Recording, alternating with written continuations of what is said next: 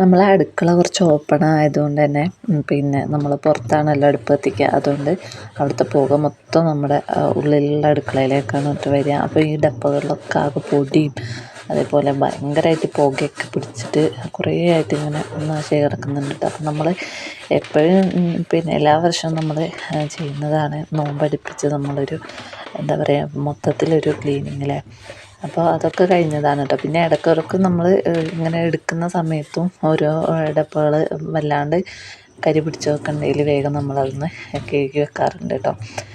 അപ്പോൾ ഇന്ന് ഞാൻ വിചാരിച്ചു ഏതായാലും വല്ലാണ്ട് വലിയ പണികളൊന്നും ഇല്ലാത്ത ദിവസമാണ്. അപ്പോൾ ഇന്ന് നമുക്ക് ഈ ഡപ്പകളൊക്കെ ഒന്ന് കഴുകി വെക്കാമെന്ന് വെച്ചിട്ട് ഒന്ന് ക്ലീൻ ചെയ്യാൻ കേട്ടോ. അപ്പോൾ ഞാനിതിൻ്റെ മുമ്പ് തന്നെ ഫ്രിഡ്ജ് ക്ലീൻ ചെയ്യുന്നതും ഒക്കെ ഞാൻ ഇട്ടിരുന്നു കേട്ടോ. ഇത് ഞാൻ കുറേ ആയിട്ട് മാറ്റി വെച്ചിട്ടുണ്ടായിരുന്നൊരു വീഡിയോ ആണ്. അന്ന് തന്നെ ഞാൻ എടുത്ത് വെച്ചതാണ് കേട്ടോ. ഫ്രിഡ്ജ് ക്ലീൻ ചെയ്യുന്ന അന്ന് തന്നെ എടുത്ത് വെച്ചതാണ്. ഇതാണ് ഞാൻ ആദ്യം ക്ലീൻ ചെയ്തത്. പിന്നെയാണ് ഞാൻ ഫ്രിഡ്ജൊക്കെ ഒന്ന് ക്ലീൻ ചെയ്തത് കേട്ടോ.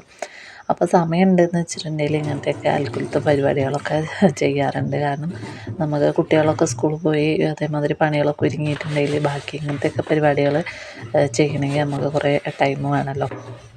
അപ്പോൾ ഇന്നെന്ന് വെച്ചാൽ പിന്നെ ഞാൻ എല്ലാ പണികളും ഒരുക്കി തിരുമ്പലും അതേമാതിരി കുക്കിങ്ങും കാര്യങ്ങളൊക്കെ കഴിഞ്ഞിട്ടുണ്ടായിരുന്നു കേട്ടോ. കുട്ടികൾ പോകുന്ന സമയം വരെ ഒരു 9:30 ആയപ്പോൾ എല്ലാ പരിപാടിയും ഒരുങ്ങിയിരുന്നു. അപ്പോൾ പിന്നെ ഇത് ബാക്കി ടൈം കുറേ ഉണ്ടല്ലോ, ഉച്ച വരെ നമ്മൾ ഫ്രീ ആണ്. അപ്പോൾ ഞാൻ വിചാരിച്ചൊന്ന് ഇതൊക്കെ ഒന്ന് ക്ലീൻ ചെയ്ത് വെക്കാമെന്ന് വിചാരിച്ചു കേട്ടോ.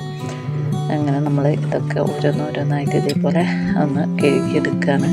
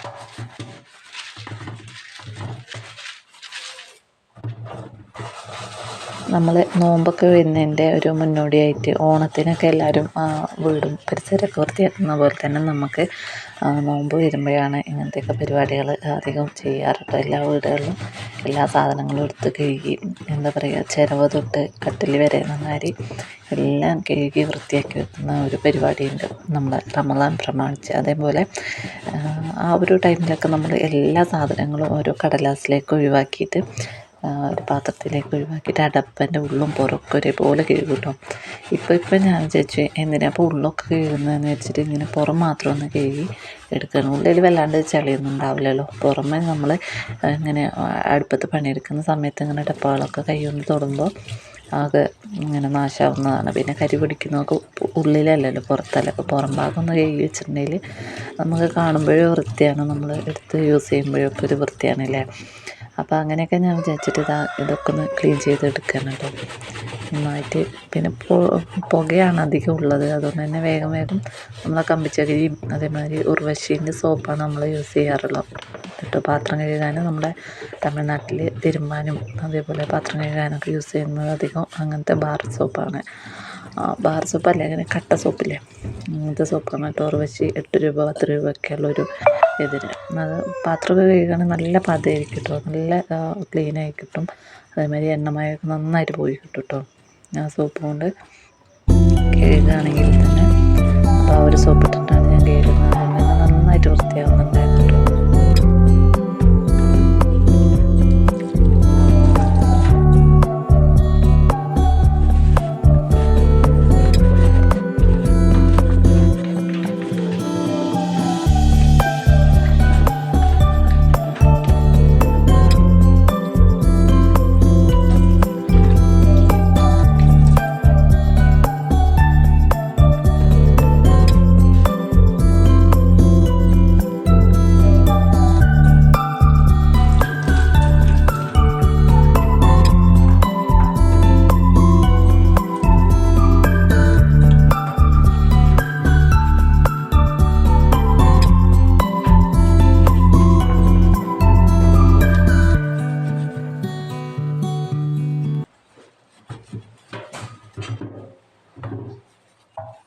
ഈ പാത്രം നമ്മൾ എണ്ണയാക്കി വെക്കുന്ന പാത്രമാണ് കേട്ടോ. ജഗ് ഇത് ചെറുതായിട്ട് അടിഭാഗം ചെറുതായിട്ട് പൊട്ടിയിട്ടുണ്ടായിരുന്നു. അപ്പോൾ ഞാനതിൽ പിന്നെ നമ്മൾ ഓയിലിൻ്റെ പാക്കറ്റൊക്കെ പൊട്ടിക്കൂലേ, അപ്പോൾ അത് ആവശ്യത്തിന് കുപ്പിയിലൊക്കെ പാർന്നതിൻ്റെ ബാക്കി ബാലൻസ് ഉള്ളത് ഞാൻ അങ്ങനെ ഇതിലേക്ക് ഇറക്കി വെക്കും കേട്ടോ.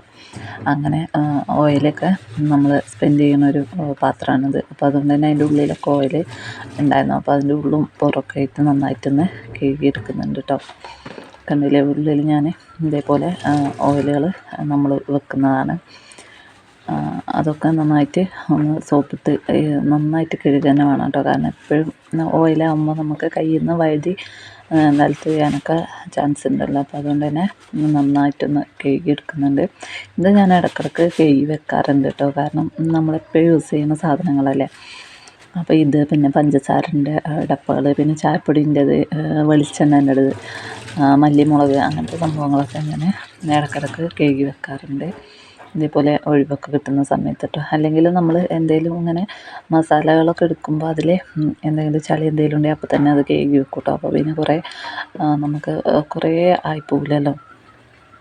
അങ്ങനത്തെ ഒരുവിധമൊക്കെ നമ്മൾ കഴുകി കഴിഞ്ഞു. ഇനി ബാക്കി നമുക്ക് ചെറിയ ചെറിയ ഡപ്പകളൊക്കെ ഇത് ഇങ്ങനെ കടുക്, ചായപ്പൊടി, അങ്ങനത്തെയൊക്കെ സംഭവങ്ങളുണ്ട് കേട്ടോ. ഉലുവ, ജീരകം, അങ്ങനത്തെയൊക്കെ ചെറിയ ചെറിയ സംഭവങ്ങൾ ഇട്ട് വെക്കുന്ന പാത്രങ്ങളുണ്ട്. അപ്പോൾ അതും കൂടി ഒന്ന് ഞാൻ സ്റ്റാൻഡിൽ നിന്ന് ഓരോന്നോരോന്നായിട്ട് എടുത്തു കൊണ്ടുവന്ന് അത് വെച്ചിട്ട് ബാക്കി അങ്ങനെ മൊത്തത്തിൽ കഴുകിയെടുക്കുകയാണ് കേട്ടോ.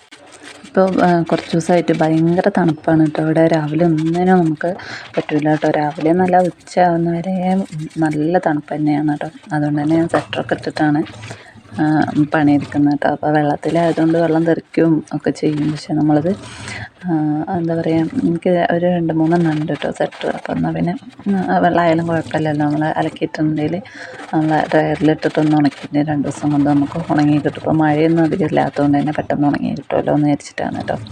പിന്നെ സ്വെറ്റർ ഇട്ടിട്ടുണ്ടെങ്കിൽ എനിക്ക് ഊരി വെക്കാൻ ഭയങ്കര മടിയാണ് കേട്ടോ. കാരണം ആ ഒരു ചൂടും വെച്ചിട്ട് എല്ലാ പണികളും ഞാൻ ചെയ്യും. തണുപ്പായിട്ടുണ്ടെങ്കിൽ പിന്നെ ഒന്നും ചെയ്യാൻ പറ്റില്ല കേട്ടോ.